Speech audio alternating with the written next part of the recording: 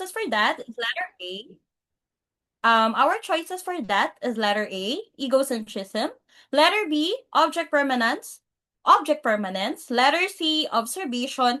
And letter D, scaffolding. I will be giving you 5 seconds to answer the questions in 5, 4, 3, 2, and 1. Okay, sige. With that, let us proceed. What is the right answer for this question? Okay. The correct answer is letter... Wait lang, sir. Bakit ayaw niyang mag-proceed? Ayaw niya na mapindot. Ayun. For a while lang po. Alright. Okay, sir. Thank you so much. Okay, the correct answer for number one questions is letter B, which is the object permanence. Alright, going back to our situations earlier, nakikipaglaro si Lola sa kanyang baby. Pero, noong hindi na nakikipaglaro si Lola, the baby also stopped giving reactions. So, it talks about that the baby lacks in the object permanence. Ano nga ba yung object permanence? Object permanence is the capacity of the baby or the capacity of the child to create a permanence noong situation or maaalala niya. Maaalala niya kung ano yung ginawa ni Lola and will try something as possible to keep the actions ongoing.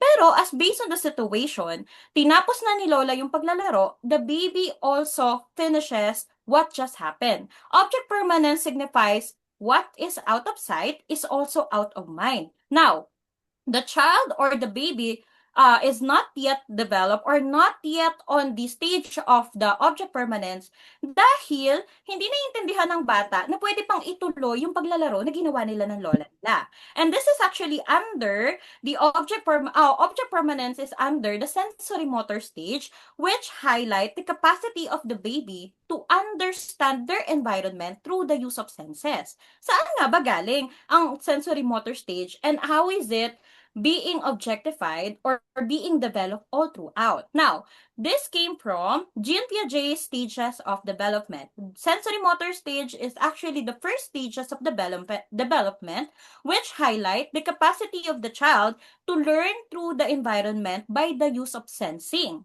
And as we all know, we have 5 types of senses and natututo ang bata sa pamamagitan ng mga senses na ginagamit niya sa kapaligiran. Katulad na lang ng situations na binigay natin in our first question, if the baby notice na natapos na yung paglalaro, tatapusin na rin ng bata yung pakikipaglaro dahil hindi niya na nakikita or hindi na natuloy yung situations na ginagawa nila ng lola nila. And this happens commonly on the first few stages. This happens naturally on the first few stages.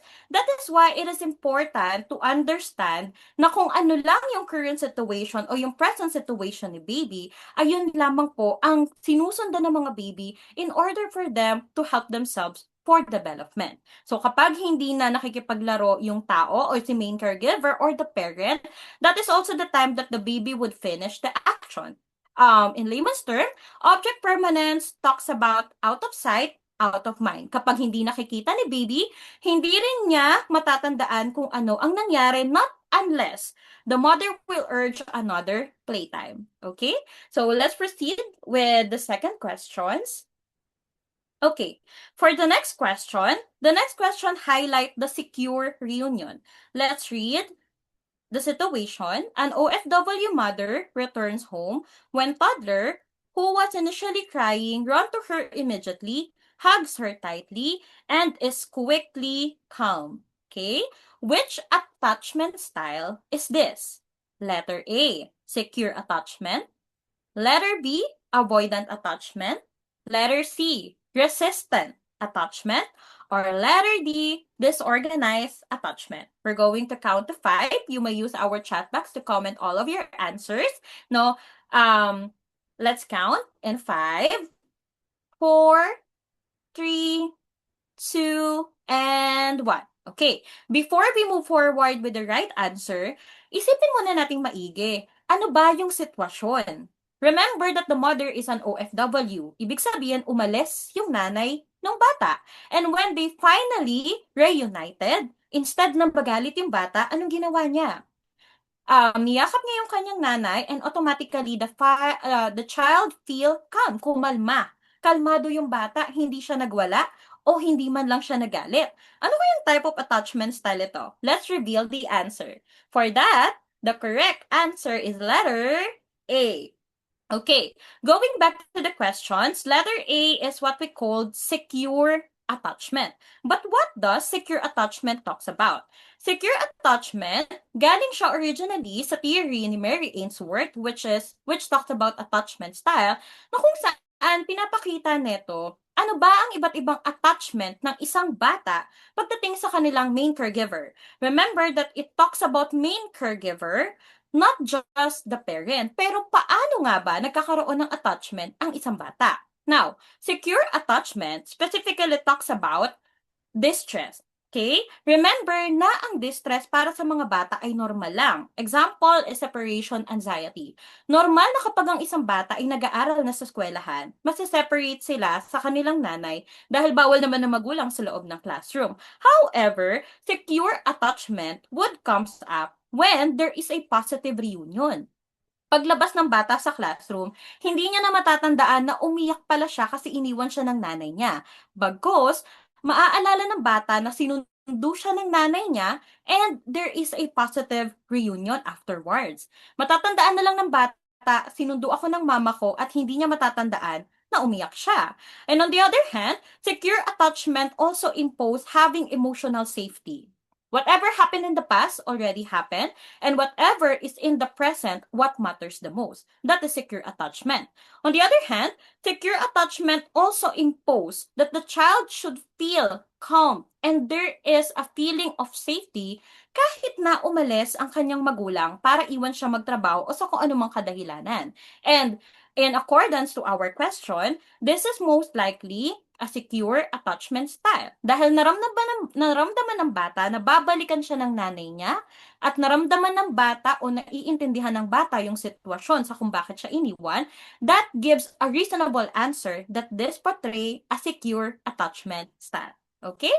So I guess we can move forward with our next question. Let's proceed with the questions number 3. For number 3, this talks about pagluluto, social scaffolding. Let's read the situation. A father is guiding his son in cooking adobo. Naku, masarap ang adobo. He gives verbal hints and check the heat, but let the son do the steering. What term describe this learning range? Remember that we're talking about learning range. Ibig sabihin, kapasidad ng bata sa pagkatuto. Base sa sitwasyon na ang tatay ay nagbibigay lamang ng mga senyales sa kung anong gagawin, most likely providing instruction. But it's not directly teaching the child what is the correct answer.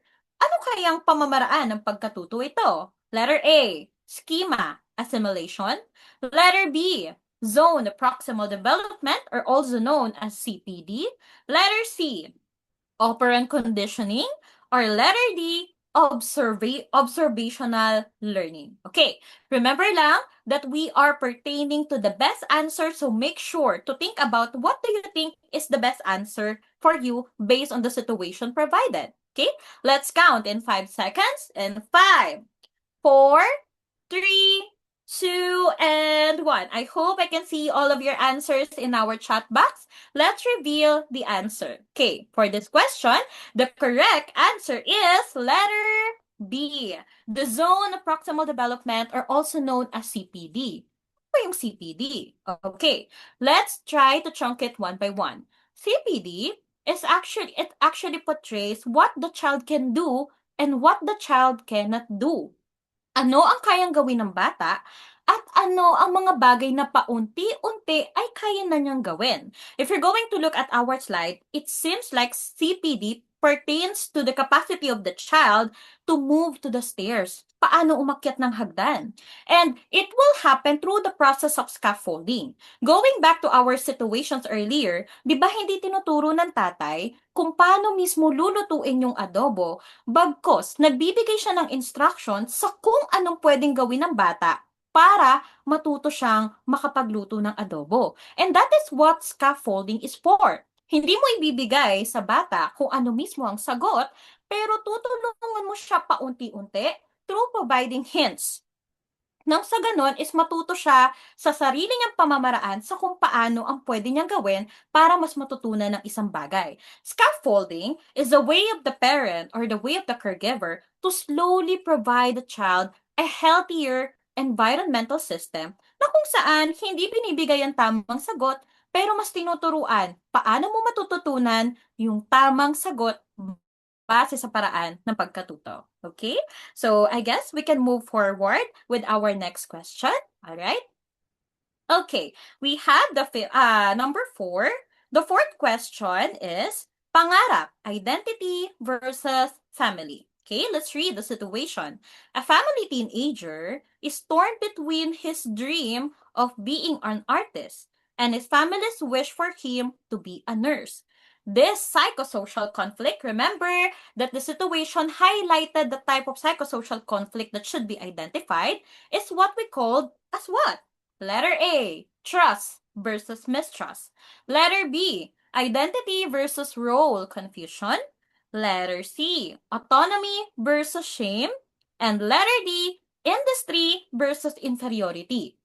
Okay, take note lang that the question pertains about a teenager who is confused sa kung ano nga ba ang susundin niya. Yung sinabi ba ng kanyang parent? Yung gusto ba ng magulang niya para sa kanya? Or his own dreams? And what do we call this type of psychosocial conflict? Hopefully, nakapili na kayo. Let's count into 5 seconds. In 5, 4, 3, 2, and 1. All right, let's proceed to the right answer. Okay, the correct answer for question number 4 is identity versus role confusion. Okay, this psychosocial stage is one of the theory ni Erik Erikson which highlight the psychosocial development of each children. Identity versus role confusion talks about the capacity of every teenager to understand their identity as an individual. Ito na yung mga panahon na kung saan we are slowly creating our own characteristic and personality through our independent decision making.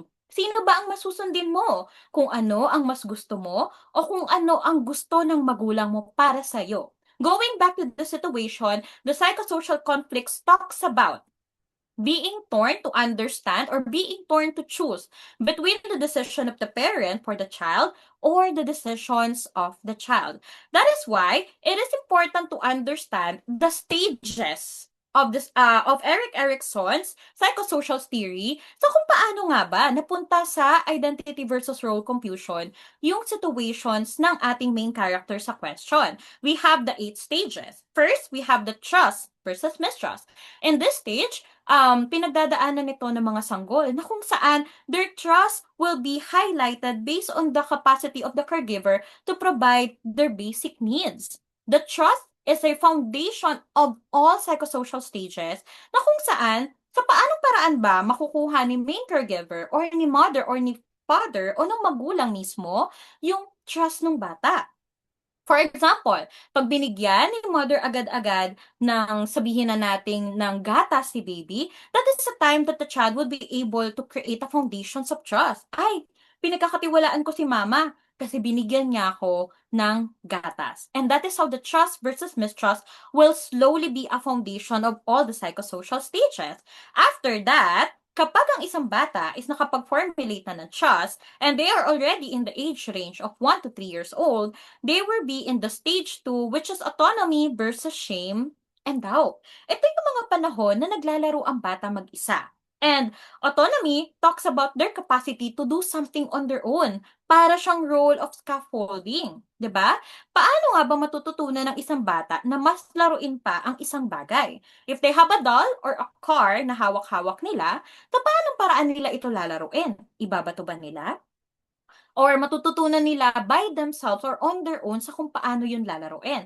That is autonomy. Shame and doubt naman actually talks about sa paanong paraan unang beses na experience ng bata ang shame and doubt. 'Di ba? Sa paanong paraan siya napahiya noong nadapa ba siya?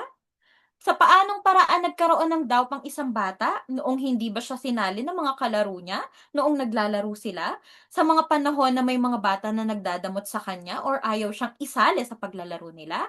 That actually happens in a range of 1 to 3 years old. You have to take note that each stages does not or should not be taken as a positive or a negative experience, but rather all the 8 psychosocial stages should be taken as a normal range of development.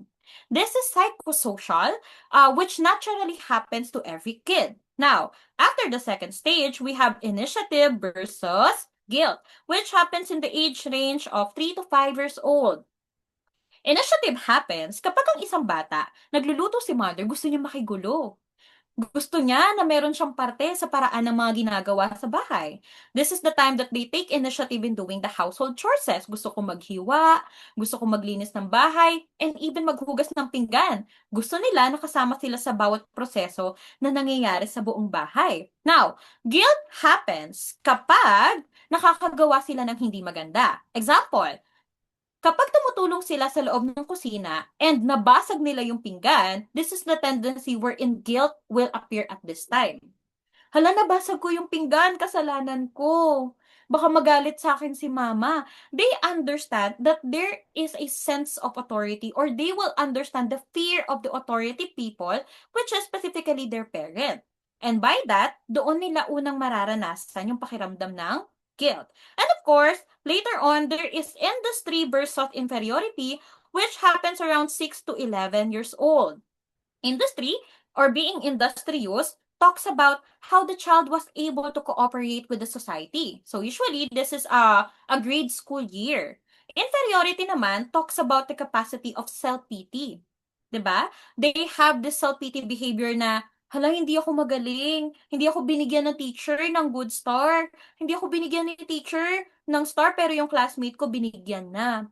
There is a tendency for the child to have this comparison sa mga nangyayari sa kanya at sa mga nangyayari sa kalaro niya or sa kaklase niya. And that is industry versus inferiority. And of course, we have identity versus confusion, which talks about the capacity of the child to identify their own identity as time goes by. Sino ba ang susundin ko? Am I going to choose the decision of my parents, or I am going to choose the decisions of myself? And after that is the intimacy versus isolation, which happens around the young adult years, which is 18 to 40 years old. Now, intimacy versus isolation talks about the capacity of an individual or the young adult individual to create an intimate relationship with other people. Regardless kung romantic relationship ba yan or relationship or friendship. This year, or etong mga ganitong age range, should be taken as sa kung paanong paraan mo ba kayang ma-maintain yung relationship mo. Okay? Isolation pertains to the capacity of an individual to totally isolate themselves from creating a relationship with others. And that is intimacy versus isolation. Next, generativity versus stagnation, which happens around the middle-aged years. Generativity talks about the capacity of an individual to generate new informations and to share it with other people.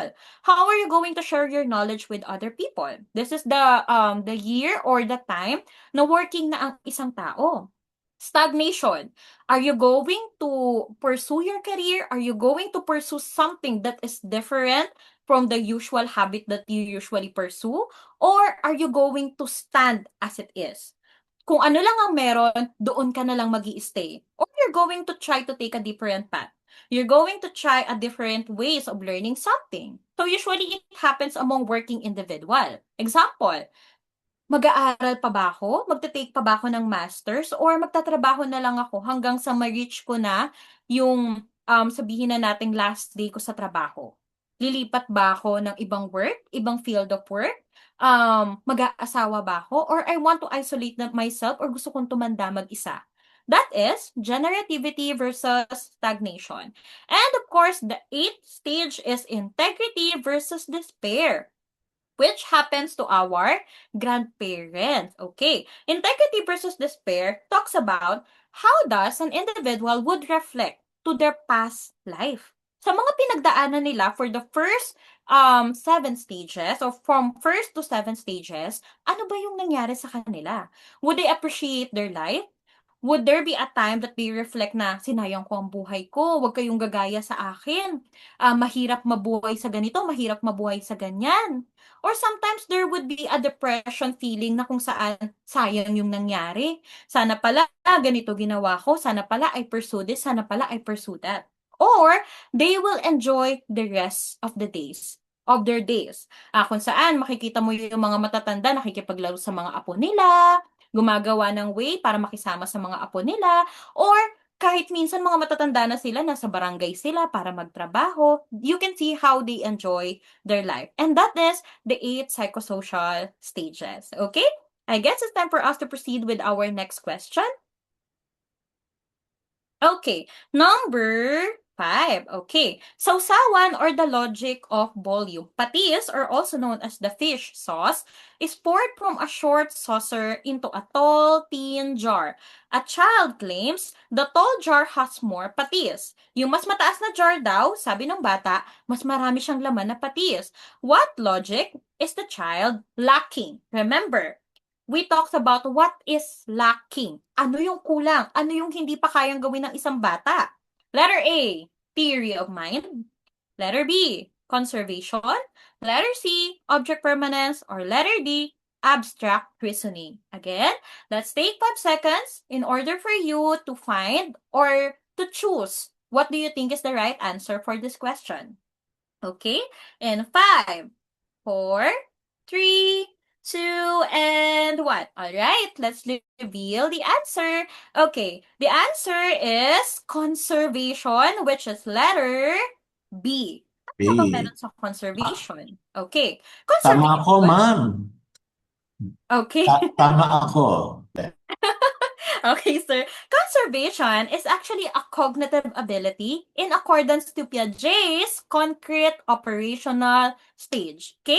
So this is actually part of the sensory motor stage, o yung Piaget's theory that talks about the object permanence dun sa mga nauna nating questions. Now, conservation is the ability of the child to understand volume and height. Kung mapapansin nyo doon sa una nating questions, going back to our questions kanina, sinabi ng bata na mas marami yung laman ng isang jar dahil lamang sa mas malaki ang lalagyanan nito. Pero kung iisipin, parehas lang naman ang laman nung dalawang jar ng patis. Pero mas nakita ng bata, ay hindi, mas marami yung laman ng isang jar kasi mas malaki ang laman na ito. Now, the child is lacking in the ability to do conservation. Conservation is the capacity of the child to identify na kahit na mas mataas yung lalagyanan ng isa, parehas lamang ang laman nila. Pero you know what, mga anak, kung iisipin, sometimes we are somehow lacking in the conservation technique. Kasi minsan akala natin mas marami yung laman ng isa, kahit na kung iisipin, parehas lang naman sila ng lalagyanan. And that is the capacity of the conservation, which happens during the concrete operational stage, which is 7 to 11 years old. Okay? Now, this conservation usually focuses on the cognitive limitation, which is known as centration. Centration talks about the capacity of the child to identify na kahit na magkaiba yung lalagyan, parehas lang sila ng dami ng laman. And that is what we call centration. Conservation, on the other hand, usually focuses on the physical aspect of the jar. Mas madami to or mas malaki yung lalagyanan kaya naniniwala ako na mas malaki ang laman. Okay? So, let's proceed with the next questions. All right. For the 6 questions, we have, excuse me, dilemma sa butika or the sense of morality. Okay. A man steals medicine for his sick lola, arguing that sacredness of life outweighs the legal rights to property. What moral level is the situations provided? Sabi nung nagnakaw, he argued that sacredness of life outweighs the legal rights to property. Ano ang tawag dito? Is it letter A, pre-conventional? Letter B, conventional? Or letter C, post-conventional, o baka naman letter D, unconventional. Okay, sige, medyo magkakahawig yung mga terminology natin, no? Pero ano kaya ang pinakasagot? We will be counting in 5 seconds. Hopefully, you were able to identify what you think is the correct answer. In 5, 4, 3, 2, and 1. Alright, let's reveal the answer. The correct answer is post-conventional morality. Paano nangyari, ma'am? Bakit post-conventional? How does it happen? Okay, let's talk about first, what do we mean by post-conventional morality? Now, this type of morality, yung mga choices natin kanina, unconventional, conventional, post-conventional, actually refers to Lawrence Kohlberg's Heinz dilemma. Okay? Heinz dilemma talks about the capacity of an individual to identify the level of their morality. So, ibig sabihin, may level pala ang moralidad. Okay, on this post-conventional morality, it talks about the universal ethics principle. Ibig sabihin, kahit na alam ko na meron tayong universal law, pero naniniwala ako na mas may pangangailangan ako, that is why I need to break the law. The person is well aware of the existence of the universal ethics law. Alam niya ang tama't mali. Pero dahil may pangangailangan siya, naiintindihan ng tao na kailangan niyang baliin yung universal law na ito. Sa paanong paraan kaya napupunta ang isang tao sa ganitong moralidad? Actually, it pertains to these stages. Okay, let's review one by one sa kung paano nga ba napunta sa post-conventional morality ang ating main character sa situation. It happens in 3 level. And there are actually different stages in order for an individual to understand the level. We have the first level, which is the pre-conventional morality. In this situation, the person will be on the first stage, which talks about obedience and punishment. Ang isang tao ay sumusunod dahil alam niya na kapag siya ay sumunod, hindi siya mapapagalitan.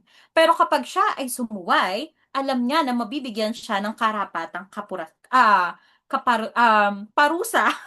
Meron siyang karapatang parusa. So that is obedience and punishment. Behavior is more on the reliance on what should they obey, and may kapalit kapag nagkaroon ng hindi pagsunod. Now, after understanding the stage 1, the person will soon arrive in the stage 2. Individual interest behavior, which is driven by self-interest and reward. Pagkatapos sumunod ng isang tao at maintindihan na mayroong pinagkaiba ang pagsunod at pagsuway, they will understand na ang pagsunod dapat nila at ang pagsuway ay nakasalalay dapat sa kanilang self-interest. Example, di ba madalas sumusunod tayo sa mga teachers natin dahil takot tayo sa kanila? Sumusunod sa magulang dahil takot tayo sa kanila. And sometimes, in this level, in pre-conventional morality, we do not actually see the authority level, but rather, our self-interest or our behavior is more driven on the authority of the reward and punishment. Okay, so that is pre-conventional morality. Next is the level 2, which is the conventional morality, which happens around the stage 3. Interpersonal behavior driven by social approval. We understand that the existence of obedience and punishment is due to social approval. Ito na yung mga panahon na sinusunod mo ang isang bagay hindi dahil sa ito ang tama at mali, dahil ito ay ang sinusunod ng mga nakararami. Example, magkakating yung mga kaibigan mo. At dahil magkakating yung mga tropa mo at gusto mo na maintindihan ka nila, ayaw mong mabuli ka nila, gusto mo na maging parte ka ng pagkakaibigan nila, susundin mo sila. And that is what we call conventional morality. May pagka-people pleaser tayo sa ganitong uri ng moralidad. Okay? Which usually happens a lot, 'di ba? Sumusunod tayo not because we understand there is a specifications of right and wrong, but because we are afraid that people in the environment would not agree on us. Baka hindi tayo tanggapin ng lipunan kapag hindi natin sinunod, which will lead us to the next stages, which is the stage 4, the understanding that ang pagsunod sa environment natin ay may kinalaman sa who is the most authoritative figure sa ating lipunan. Mas naiintindihan ng isang tao na ang authoritative figure ay hindi na lamang ang magulang, pero meron tayong police, meron tayong teacher, meron tayong mga mas nakakaangat at may mga tao sa lipunan na dapat sundin. After seeking the approval of those who are in the environment, we soon seek the approval of those who are in the authority. Medyo masama man yung example na to, but usually it happens among the Filipino culture. Um, Kapag hinuli ka ng mga MMDA, anong kadalasan na ginagawa ng iba? Para hindi ka makotongan, di ba? Para hindi ka, sabihin na natin, siraan ng MMDA na yun. Anong kadalasan na ginagawa ng mga ibang motorista? Sige po, magbabayad na lang po ako sa inyo. That is actually what we call a conventional morality. We are more scared of their authority rather than understanding that obedience and punishment relies on what is really right and wrong. Okay? And of course, we will move forward to the level 3, which is the post-conventional morality. Now, this stage 5 has something to do with the social contract, behavior driven by balance of social order and individual rights. This is the time, or this is the type of morality wherein we were able to weight down, we were able to balance what is socially accepted type of morality, and of course, our self-driven rights and morality. Katulad ng nasa situations natin kanina, kahit na alam niya na masama ang magnakaw, pero dala ng pangangailangan sa sakit niyang lola, gagawin niya ang magnakaw. And this type of morality, there is an acceptance of the part of the individual na alam ko ang tama at mali. But due to a lot of reasons, I need to do something. So, ang masusundin ko ay yung ang sa tingin kong tama. Okay? Which leads to the step 6. Universal ethics behavior driven by internal moral principle. Kadalasan yung moralidad natin ay hindi naman nakikita sa kung anong tama at mali. But for this type of morality, which is the post-conventional morality, ang moral natin ay nakasalalay base sa kung ano ang sitwasyon. Kaya minsan, kahit na alam natin hindi ito maganda, pero kung makakatulong ito para mas mapagaan ang ating buhay, kadalasan mas pinipili natin itong gawin. Okay? So I guess it's time for us to move forward to our next questions. Alright, we have number 7. Mano po, warmth and discipline. Parents teach the value of mano po with clear rules and high warmth, often discussing the reasons for respect. Which parenting style is this? In this type of parenting, sabi sa situation, dinidiscuss daw ng parent kung bakit mahalaga ang kultura ng mano po at bakit kailangang sundin. Ano kaya to? Letter A, authoritative. Letter B, authoritarian. Letter C, permissive. Or letter D, neglectful. Alright, sige. Let's give 5 seconds for you to answer the questions. And 5, 4, 3, 2, and 1. Okay, let's reveal the answer. The correct answer is authoritative parenting. I know a lot of students, medyo nahihilo sila sa differences ng authoritative and authoritarian. But you have to understand that authoritative parenting is more on the warmth. Actually, this is a two-way communications, or usually the parent will impose a two-way communications with their children. Sa paanong paraan? They will make sure na ang kanilang mga anak ay naiintindihan sa kung bakit kailangan sundin ang mga batas sa bahay. It's not just about reiterating the rules inside the house, but it is about making sure that their child understand that the house rules is not just for the beneficial of the home, or it's not just because it is an instruction, but it's because for the benefit of the children. And that is authoritative parenting. Pinaiintindi sa kanilang mga anak ang kadahilanan kung bakit ang mga magulang ay nagsaset ng ganitong rules. That is why, mas naiintindihan ng bata kung ano yung nangyayari, there would be a larger tendency for the children to understand at masusundin nila kasi naiintindihan nila kung bakit kailangan nilang gawin. And this is actually one of the parenting style ni Diana Baumgren. Okay? Ano ba nga ba yung ibang type of parenting style? Kasi may mga iba-iba doon sa choices natin. Let's figure them out. Okay. We have we have the four parenting style, and let's discuss them one by one, no? So kanina we already discussed authoritative, which talks about solving problem, which talks about understanding in two ways. Sabi ko nga kanina, it will always be a two-way communication. They set clear instructions and expectations for their children. Kadalasan, these are the type of parent na, "O anak, ganito yung batas natin sa bahay. Okay lang ba sa'yo yun? Naiintindihan mo ba kung bakit pinapagalitan kita? Naiintindihan mo ba kung bakit nagagalit kami sa'yo? Kung bakit nag-grounded ka?" Those are the type of authoritative parent. They will make sure that the child will understand what is the reason behind the situation, which is different from becoming a permissive parent. Permissive parents are those type of parent who are child-driven. Okay? They rarely give an enforcement of the rule and overindulgement of their children. Kadalasan, these are the type of parent na nagpapalaki ng mga bratinela sa bahay. Kadalasan, ang gagawin nila, pag umiiyak yung mga bata, ibibigay yung tablet. O, manahimik ka na, ito na yung tablet. Sige, tumigil ka lang, ito na yung stick, o manood ka sa cellphone, manood ka ng YouTube sa phone. These are the type of permissive parent. Sometimes they overindulge their children dahil naniniwala sila na hindi naman maiintindihan ng bata yung rules. Ibigay ko na lang kung ano gusto. Hindi niya naman nagigets kung bakit ko siya pinapagalitan. Sige, ibigay ko na lang kung ano yung gusto. And sometimes, this type of parent are less taught. They actually failed to make sure that their child understand kung bakit pinapagalitan nila, kung bakit kailangan nilang parusahan ng bata, or hindi rin nakikita ng mga ganitong klase ng magulang that there should be an existence between the boundary of becoming an authority as a parent and the boundary para sa kanilang mga anak, which leads to another type of parenting, which is authoritarian. Okay?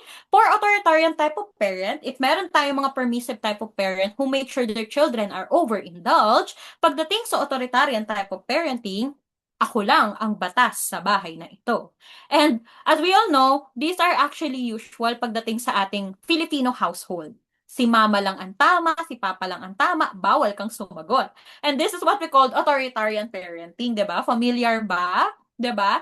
So, authoritarian parenting are very parent-driven. Ang tama lang isang expectations ng mga magulang, no? And usually, this is a one-way type of communication style dahil bawal kang sumagot, bawal kang magsalita, and you just have to listen.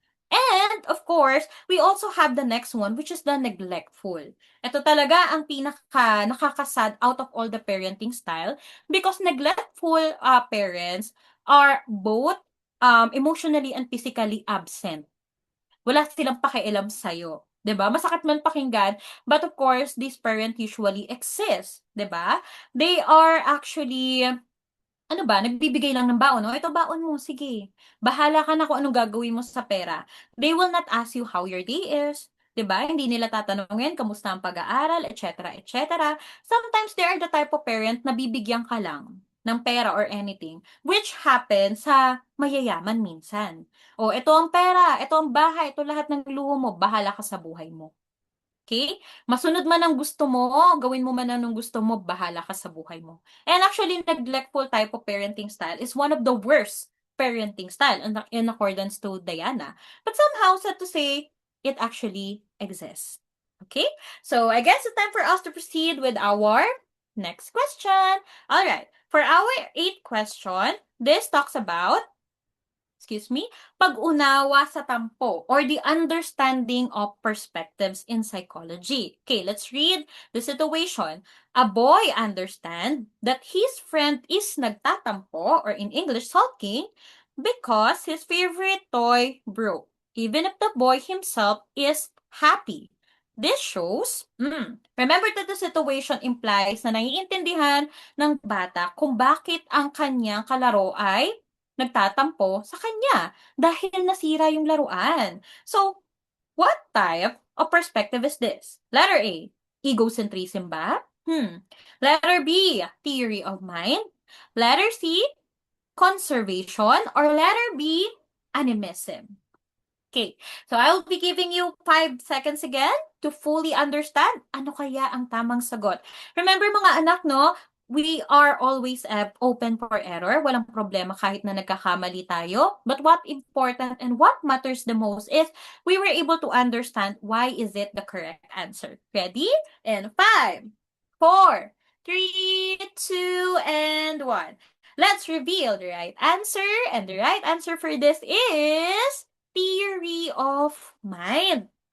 We already talked about excuse me, we already talked about conservations earlier, and siguro balikan lang natin yung mga questions kanina, no?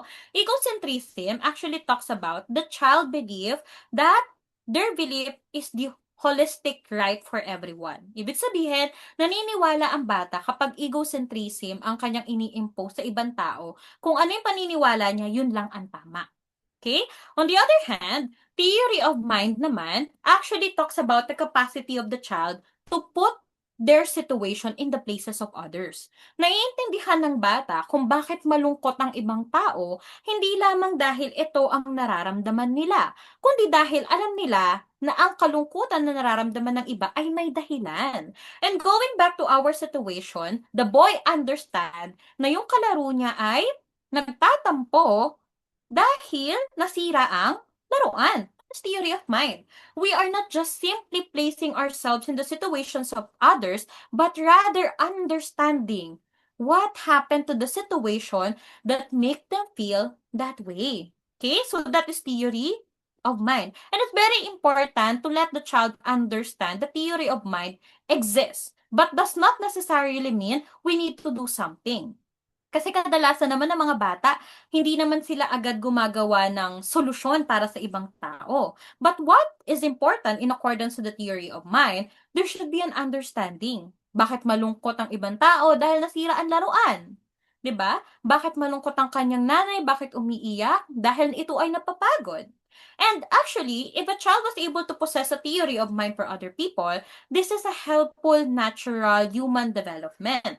Kung naiintindihan niya ang ibang tao kung bakit ito malungkot, it only signifies na naiintindihan din ng bata ang kanyang sarili sa kung bakit siya posibleng maging malungkot, maging masaya, magalit, o kahit na nagtatampo. Okay? So that is theory of mind. Let's proceed with the next question. Okay, so medyo mahirap na, no?